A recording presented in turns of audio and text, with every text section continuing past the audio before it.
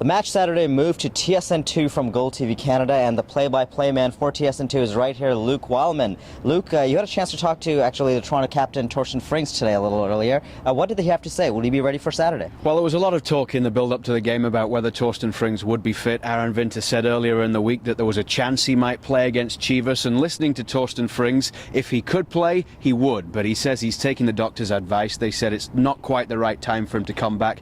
Too big a risk for Torsten Frings to play against Chivas USA, but he says he's feeling good and he's targeting next week against Chicago. So he really does think at this stage that he'll be back in the lineup and able to play against Chicago Fire at BMO Field. And the Chicago match will also be on TSN2, and you'll be calling that one too, I take it? Absolutely, yeah. And the good news ahead of this one is Torsten Frings doesn't make it back, but Adrian Can does. Aaron Winter saying that he'll probably be in the starting lineup.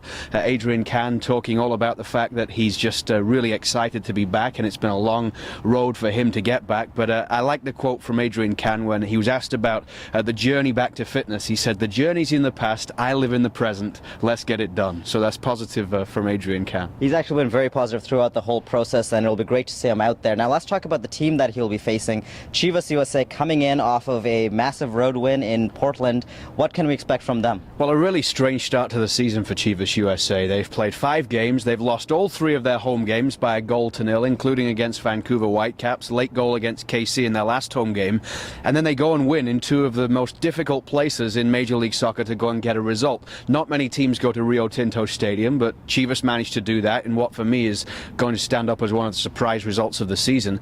And then last week, trailing at home against Portland, they managed to silence the Timbers Army, come away with 2 second-half goals and win 2-1 there. But they're without Juan Pablo Angel, which is a great thing for Toronto FC because Angel has made a habit of scoring against Toronto in the past during his time with New York, so it's good for TFC that he's not on the trip. Former TFC player Nick LaBrocca in form. Last year had a good year with Chivas, 8 goals and was an all-star for the first time. He scored last week as well, but TFC having to be careful of Ryan Smith as well. From out wide, he delivers good service into the box. He's one to watch, got 2 assists last week.